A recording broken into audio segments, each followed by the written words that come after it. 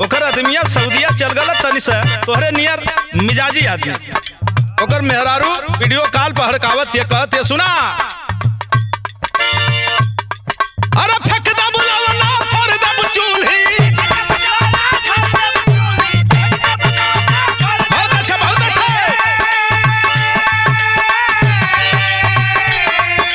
फेंकदा बुलावना और दब चूल्ही छोड़ दे तो हर घर करे जा कईता में आवा ना त जाइब नहीं हर करे जा जईता में आवा ना त जाइब नहीं हर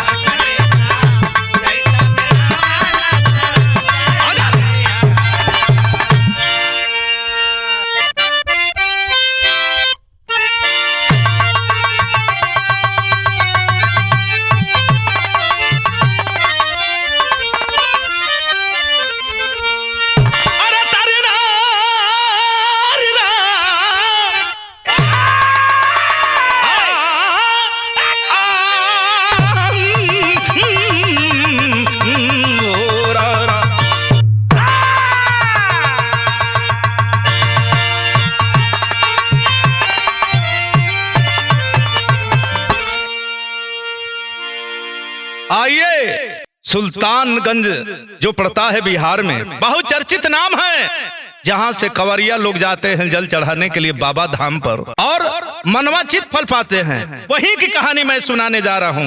भूमिका में भाव लगल भैया तनी आ जाता धीरज भैया अब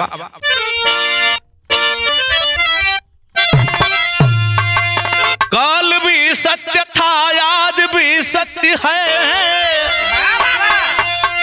सत्य होता नहीं तो धरा टिक न पाती सत्य की जय है जहां ये जहां मानता सत्य होता नहीं तो हवा दिख न पाती झूठ कर्मों की दुनिया पुजारी हुई आंख दहते दिखाई कुछ देता नहीं सत्य होता परेशा पराजित नहीं सत्य होता न तो भलाई होता नहीं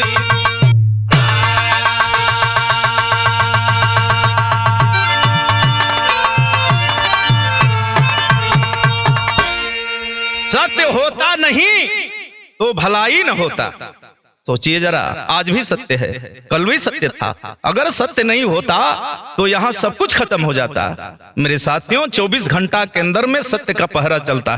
कभी कभी एग्जाम्पल ले लीजिए किसी भी अनजान व्यक्ति से पूछिए कि भैया टाइम का होता बिना देखले बताई कि 12 बजे था अड़ी में देखबा तो सही उहे सत्य का पहरा होला। हर इंसान के अंदर सत्य का पहरा चलता है। ये तीनों युग चलता है सतयुग द्वापर त्रेता कलयुग जितना युग है ये तो पासा है लेकिन इसको युग में मनवादियों ने परिवर्तन कर दिया। लेकिन खैर वहां मैं जाना नहीं चाहता हूं इस लाइन को मैं छोड़ना नहीं चाहता हूं। लेकिन भैया हो सुल्तानगंज में एक परिवार सुमेर पासवान अपने बीबी सरिता पासवान के साथ खुश में है।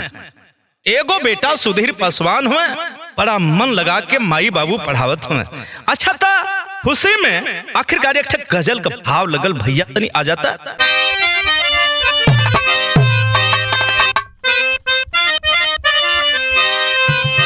भैया ये कूल लेडिसन बदेगा खास करके हम जके चाहिए तो बूझ जाए कहना है सूरत भैया अरे जब से इनकी जवानियां चढ़ी है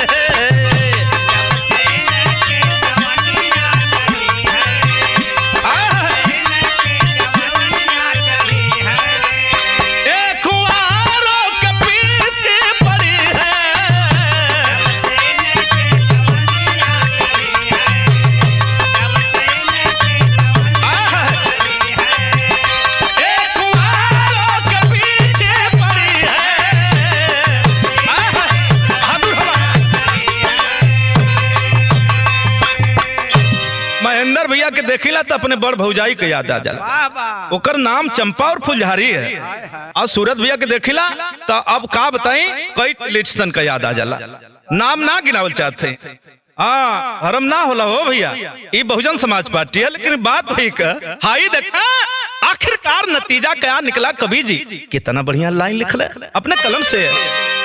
अरे बाग जिसने लगाया जहां में,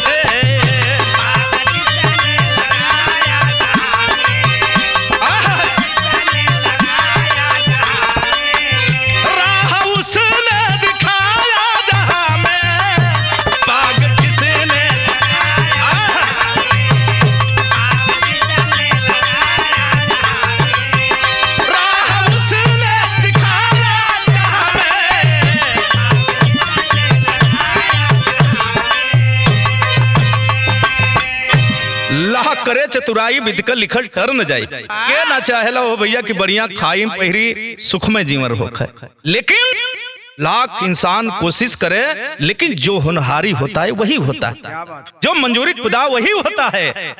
इनमें से बिरहा की स्टोरी का शुरुआत लगल आखिर हाउ का कहानी में। आजा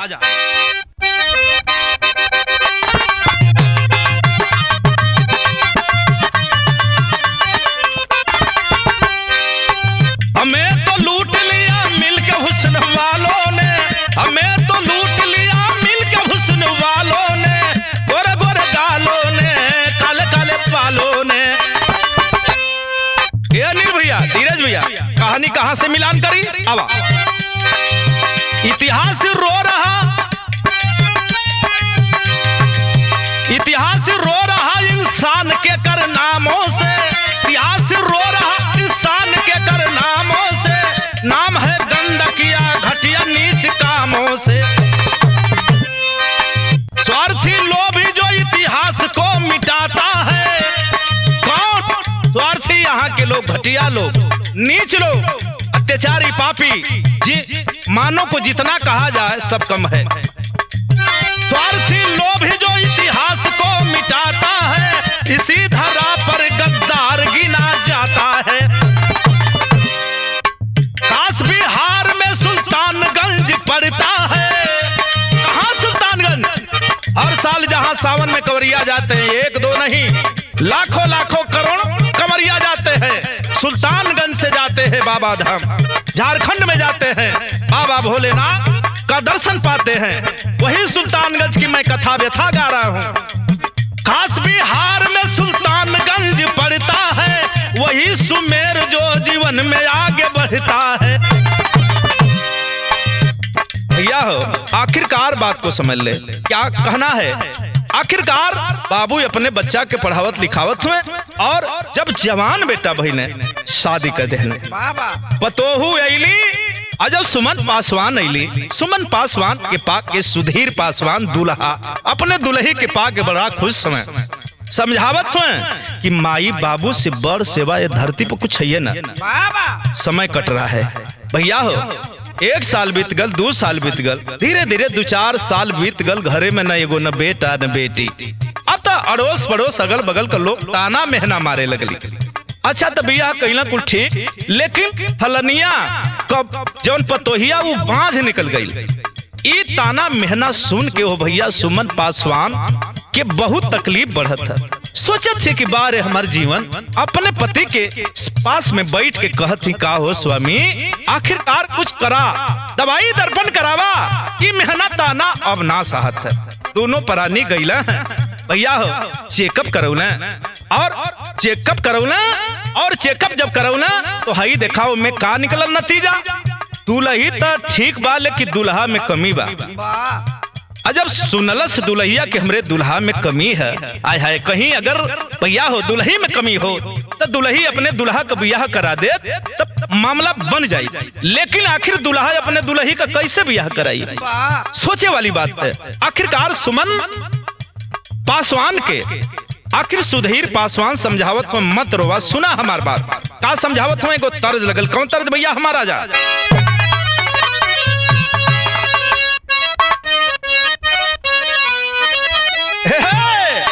वो तर्ज बाकी, अरे चिट्ठी लिखतानी, वो चिट्ठी लिखतानी, ये करे के तार जनिहा, ये करे के प्यार जनिहा हो, ये करे के तार जनिहा, ये करे के प्यार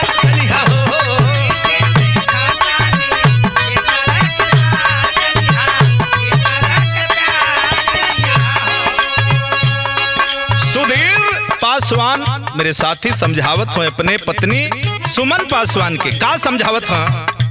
जानी रोवा सुमन हो जानी रोवा सुमन रनिया हमार सुना जीवन के आधार सुना हो।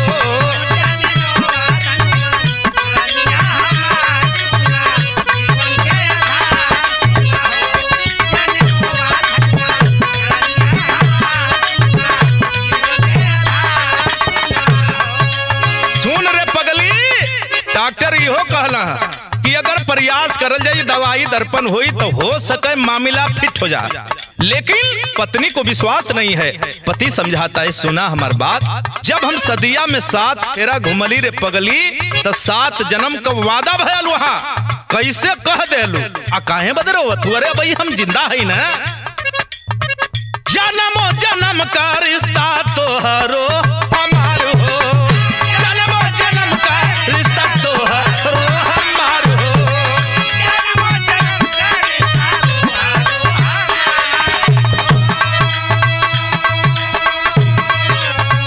देर बाया ढेर कहियो होई चमत्कार हो,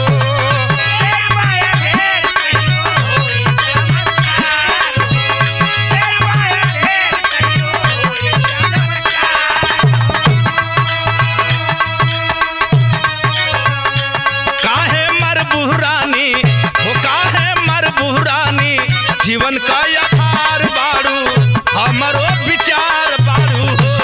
काहे मरबू रानी जीवन का आधार बाड़ू हमरो विचार बाड़ू, काहे मरबू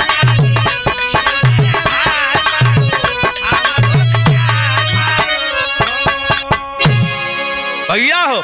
दोनों प्राणी वहां से चेकअप करा के धीरे धीरे चलल हुए। जब कुछ दूर आइला तो देखत का हुआ बहुत काफी भीड़ लगल बा, थाना पुलिस भी जुटल बा। दोनों प्राणी सोचत हो कि ये भाई कहीं कहीं कोनो का एक्सीडेंट तो ना हो गल, लेकिन भिड़िया के अंदरवा गईला तो दरोगा बाबू लिखा पढ़ी करत हो। देखत का हुआ एक ठे लइका फेंकल है चोरी वाला। दरोगा बाबू कहते कि गांव के लोग जितने भी यहाँ लोग जुटे हैं, इस बच्चे का अगर परवरिश करना चाहते हैं तो आप लोग ले सकते हैं। लेकिन लोग अपने में भुनभुनात से बतियाओ थे कि बतावा अपन लड़का पलाते न हमें फेकल पवारल लड़का पाले जा। ये बात आखिरकार दोनों प्राणी सुनत हुए। आखिरकार बोल पड़े दरोगा बाबू एगो बात कहल जा, हाई लइकवा के जवन बात हो का हमहन के दे देबा। दरोगा बाबू पूछ पड़े कि आप कौन हैं, कहाँ के रहने वाले हैं। बोल पड़े कि देखिए इसी बगल का मैं रहने वाला हूँ। भैया हो अजब सुल्तानगंज का नाम सुनना है दरोगा बाबू कल। अच्छा वो तो बड़ा चर्चित नाम है। अच्छा ठीक है ले जाइए। भैया हो संजोग देखा लेके गईला घरे तो हाई देखा सुधीर पासवान के माई अब बाबू जब देखल तो भड़क गईला। कहो एजा अनाथ आश्रम है, यही के मन करी वही के उठा के लिए बालो। लेकिन माई बाबू के सुधीर बेटवा समझा ले। समय धीरे धीरे कटे लगल, हर दवाई दर्पण चला था, संजोग बन गई। संजोग का बना देखा एगो तर्ज लगल भैया हमार आ जाता तनी।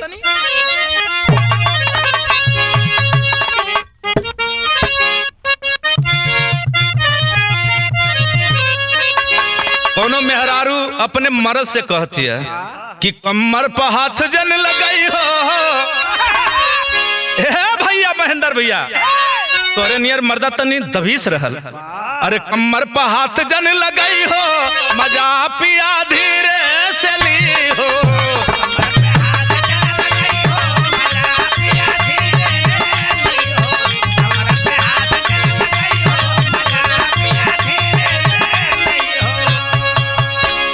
लेकिन वो तो समझावत है, लेकिन कहते कि अनिल भसुरा से तनी सतर्क रही है, बहुत खतरनाक है। पिलार नियर ताकेला कब केवाड़ी बुड़बुड़ा दी कोनो ठीक ना। लेकिन हाई देखा आखिरकार कहना है बिरहा में भाव लग गई। बाहर मालिक आपो का तो मर्जी है, जे के चहबा रंक बनादा, राजा बनादा, भिखारी बनादा, यही धरती पर आखिरकार समय का करावत है भैया। सुमन का पाम भइल भारी, अरे सुमन का पाम भइल भारी, लाचारी के बुझल मुरारी।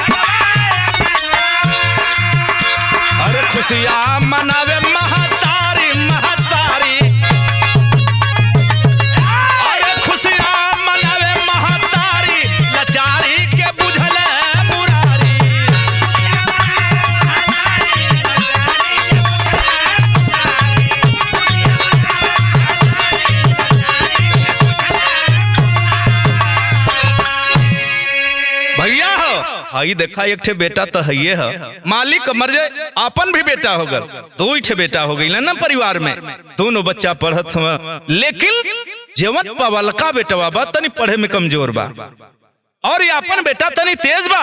हाई देखा दोनों बच्चा सयान भइले और ज्यादा बिगड़ न जा।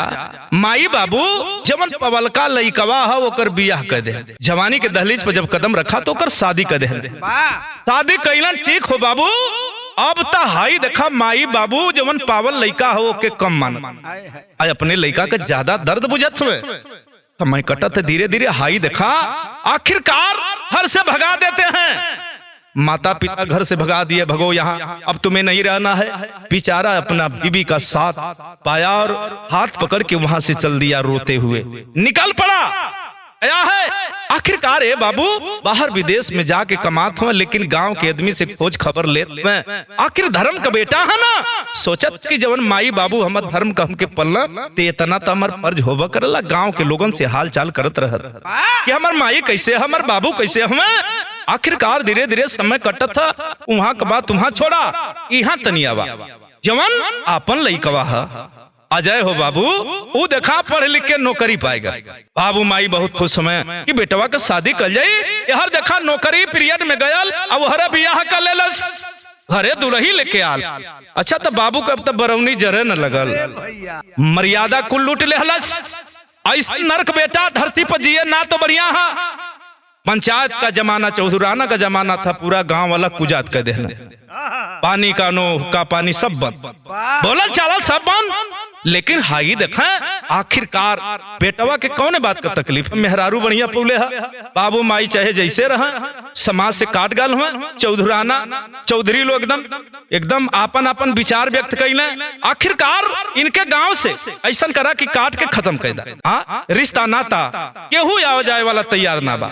लेकिन भैया हो हाई देखा गजब हाल, ये हर देखा नौकरी पर हमें और अपने बीबी के भी साथ में ले ले हमें। अचानक माई का तबीयत खराब हल, बाबू फोन मिले ना बेटवा कहाँ हुआ, तने आ जाता अपने माई के देख लेता। भैया हो आखिरकार बाबू रोवत हूँ अपने बेटवा से फोन पर बतियावत हूँ, तर्ज लगल मास्टर तनी आ जाता।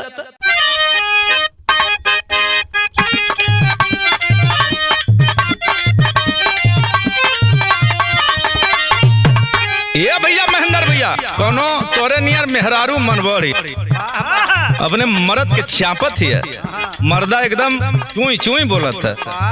हाँ अनिल भैया नियर रहा ओकर भसुरो के समझावत तो माने के तैयार ना बा।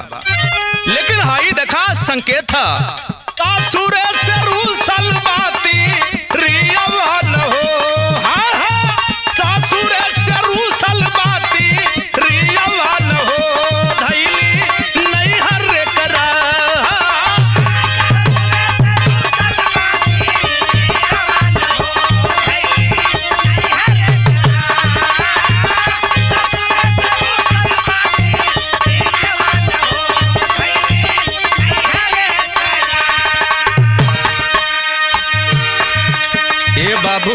अजय बाबू बोलत हुआ ना, हाँ बाबू हम अजय बोलती तोहर बेटा बोलती तो अच्छा तो बाबू तोहर माई का तबीयत खराब है, फलाना हॉस्पिटल में भर्ती है।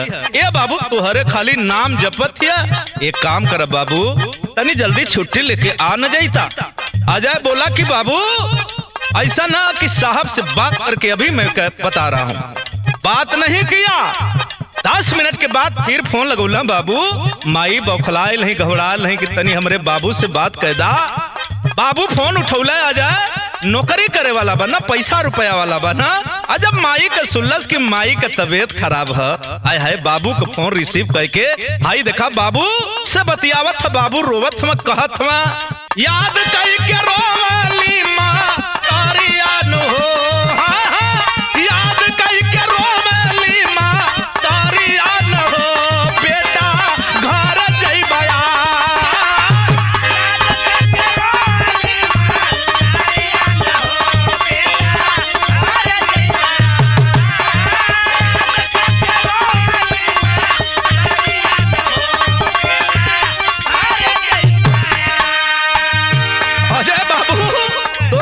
सीरियस ये रे पगला तो के बुलावत है, तो चेहरा देखल चाहती है बाबू।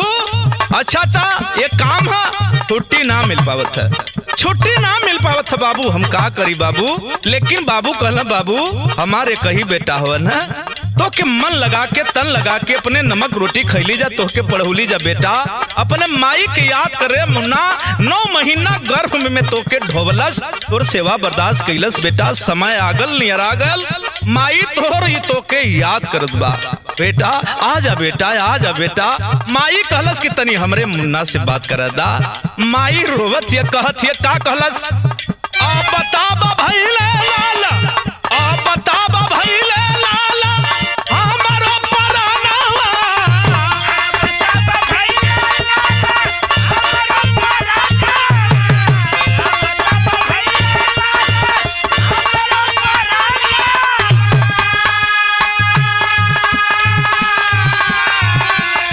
सीरियस मतारी का है चाहे हमें पूनावा,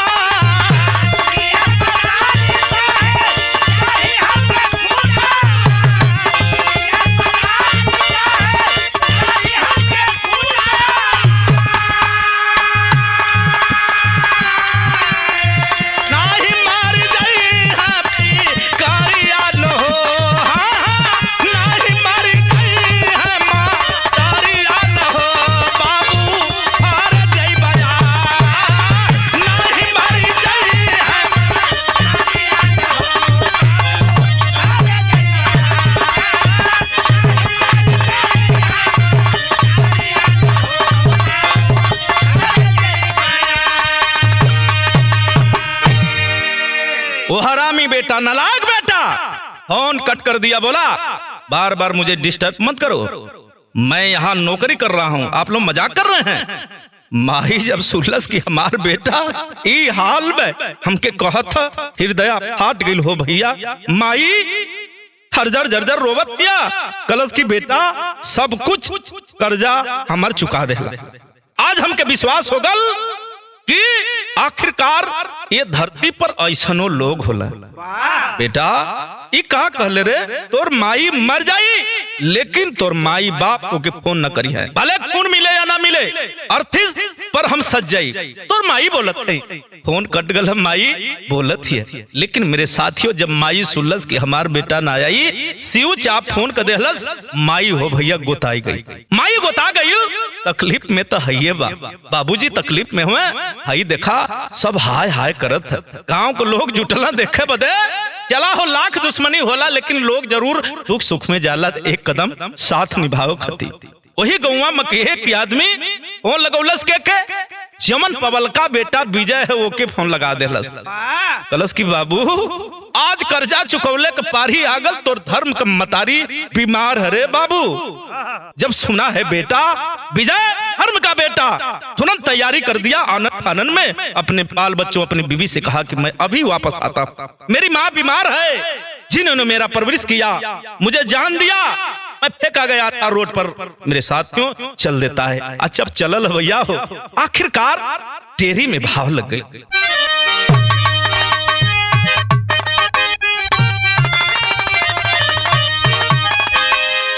अरे माई का हम चुकाई कर्जा, हे भैया अरे माई का हम चुकाई कर्जा, ममता जाग गई धर्म का भाव निभाइबा। तुरंत तैयारी करके और पता करके चला है, और तैयारी करके आनंद फानंद में जब चला है, पहपट में भाव लगल भैया हमारा जाता।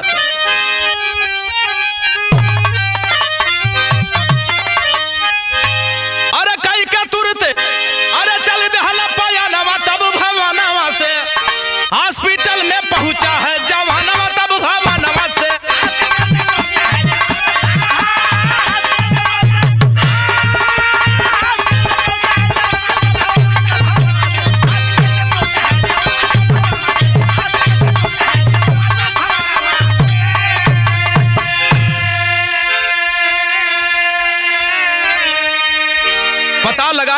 उसी हॉस्पिटल में पहुंचा, उसी वार्ड नंबर में पहुंचा, उसी कमरे में पहुंचा जिस कमरे में धर्म की माँ एडमिट थी। भीड़ लगल, भिड़िया के चीरत गयल। ए बाबू माई के पास जाके कलश की माई, अरे हम तोर बेटा विजय अभी जिंदा है रे पगली, हम मर जाए तब मर भी। अरे पगली हमारी पर तोर इतना कर्जा है कि धर्म का बेटा ये कब कर्जा चुकाई रे माई। माई माई कह के आखिर विजय रो रहा है, कह रहा है, क्या कहता है? अरे माई के समझावे बेटा लाल तोहर बात जिंदा हो। अरे माई बाबू देख के सूरत हो गई शर्मिंदा हो। अरे खून जुटा के अरे दिया तब जवानवा तब भवनवा से। अरे माई बाबू के भइले गिया नवा तब भवनवा से।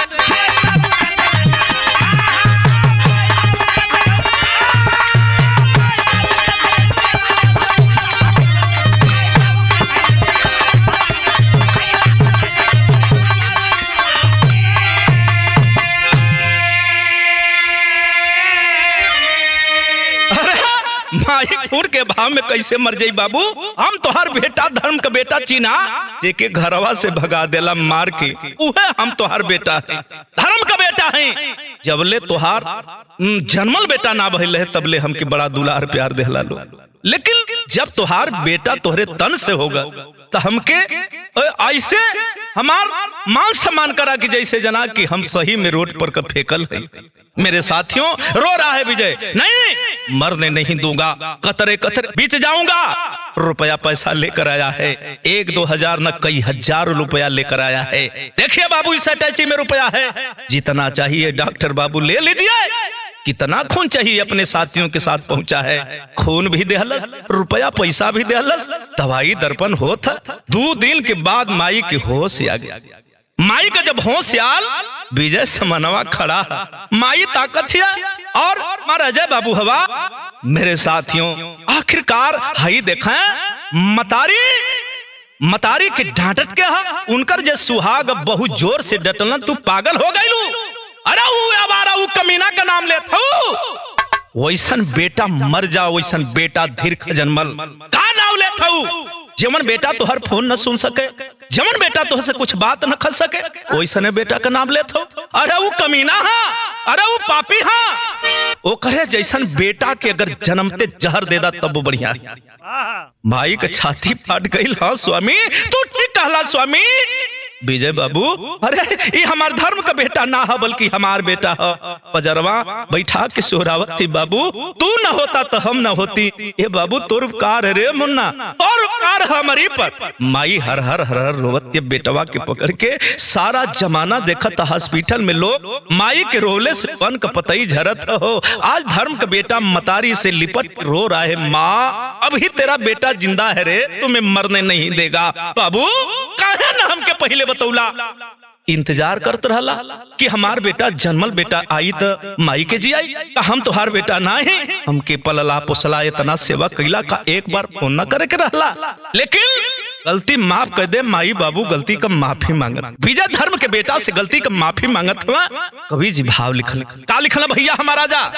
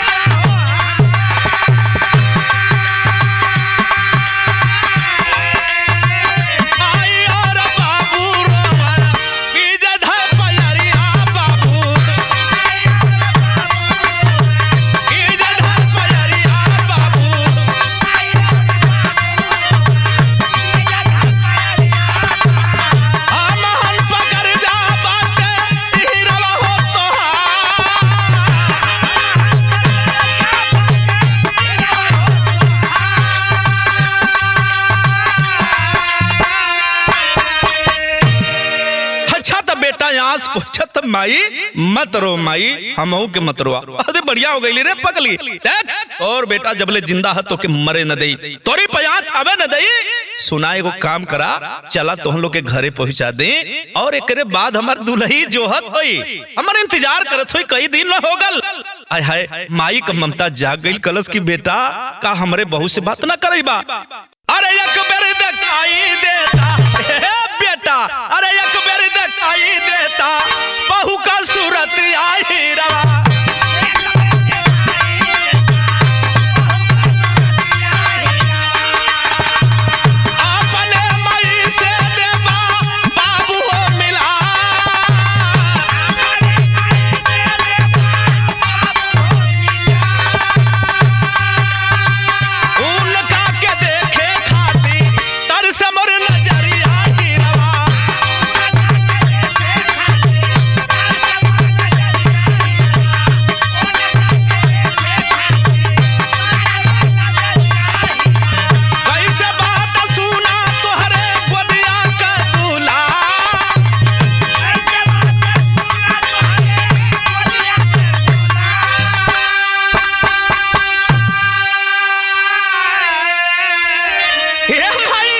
अरे तोर बहू भी ठीक है और तू हमार छोट छोट मुन्ना भैल वो पूछा ना कि आजी बाबा हमार बढ़िया हो ना, लेकिन जब हमके घर से भगा देला लो तो हम कमन मुंह लेके घरे आई। लेकिन सुना तो हम लोग को कार हमके पलला पोसला खियौला बड़ कैला, गांव के लोगन से हम पता करत रहली कि हमार माई बाबू बढ़िया हम कि ना। आई हमार सोहन भैया जवन खड़ा हम इहे हमके फोन पर बतौला कि बाबू जल्दी आवा ना, तो हर माई बड़ी सीरियस है। हम अइली अच्छा था माई बाबू से मिल के जब वहीं आगे बढ़ल तबले माई बाबू हाथ जोड़ के खड़ा बोलन, ना बाबू ना तो के ना जाए के हा। मेरे साथी और मिला के माई धर्म के पतोहू से बतियावत थी, का हो ए बहनी ज्योति एक काम करा ना, मुन्नन के लेके बचवन के लेके घरे आ जा, आवा मिले का इच्छा करत है। अच्छा था दोनों बच्चन के लेके बहुअर ज्योति घरे आ गईली और देखा हॉस्पिटल में अली, सास से धर्म के मतारी से मिलली, बहुत खुश भैली, बहुत बढ़िया बाड़ी। लेकिन ये बेटा सुना, चला लो दोनों जना हमके पहुंचा दा, गाड़ी में बैठ के ये बाबू चलना है दोनों परानी अपने बहू के साथ, अपने धर्म के बेटा के साथ, नातिन के साथ। आखिरकार गाड़ी चला लिया, बगलिया में कचहरी है। अच्छा तई भल ड्राइवर से माई कलश की बाबू तनी कचहरिया में एक आदमी हमके जोहत चला चली न तनी मिल रही, उन्हों के लिए उले चाहिए संगमा। माई कचहरिया में गई, एक ठे वकील के बोलौलस, बाबू सुना जीवन हम कहत थे उनकरा जितना जमीन जायदाद का कागज है सब निकलवावा। अब हम चाहते हैं कि जवन हमार आंख मुना लली, आज हमार आंख खुल गई। वाह माई अपने धर्म के बेटा विजय के साथ मेरे साथियों बहुत बड़ा इंसाफ करती है, माँ तो माँ होती है। यही से कहा जला माई का कर्जा केहू जग में न चुकौलस न चुका पाई।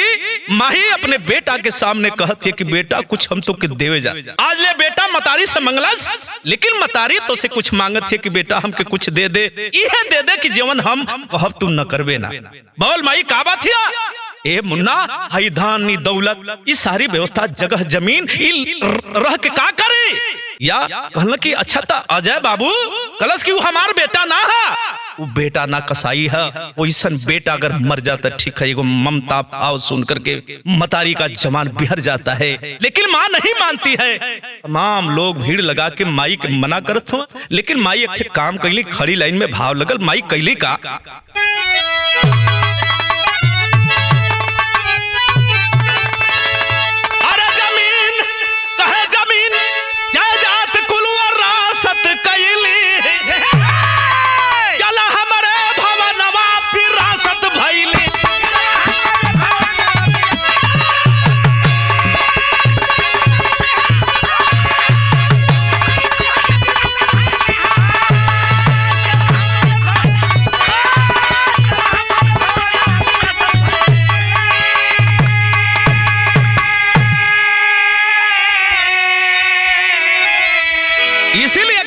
है मानो तो देव नहीं पत्थर।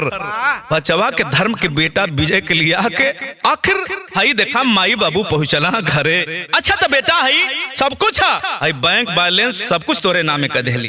अच्छा तो कुछ दिन के बाद जो नस्ल का बेटा है चलल है आयल घर जब आयल घर तो तमाम लोग दुआरे आ गए ना, रे फलनवा अल्लाह चिन्हवा अल्लाह चला।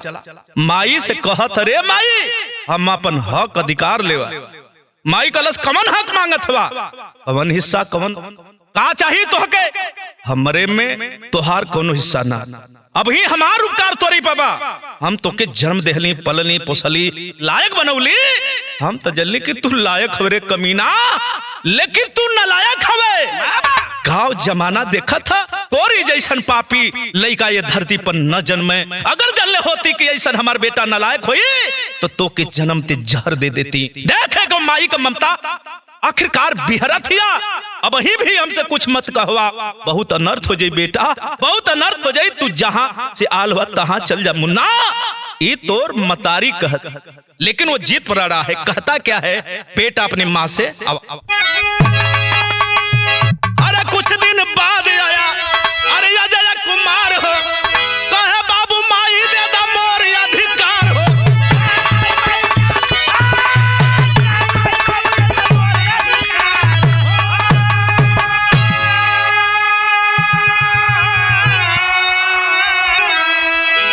अरे तोर नहीं माई, अरे हम शिकायत कैली, अरे चल हमरे भवनमा विरासत भइली।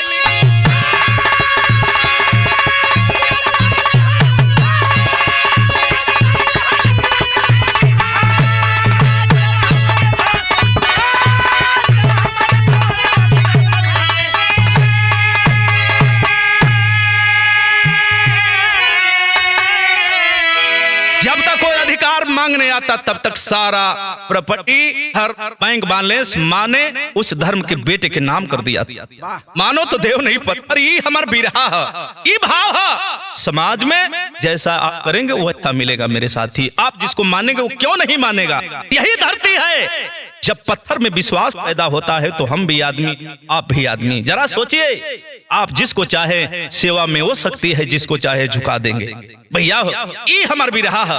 आखिरकार आज भी वो परिवार खुशमय जीवन जिया था। वो लाख कोशिश किया है लेकिन उसे कुछ नहीं मिला। थाना पुलिस कोर्ट कचहरी किया लेकिन बेदखल। मेरे साथी यही से कहल जला कि जैसन करबा कर्म कमाई सब तोहरे आगे आई। गुरु बिहारी, गुरु गणेश, गुरु राम लाल जी पावन कथन करे, विजय फौजी लागे गी सुहावन। माई का हम चुकाई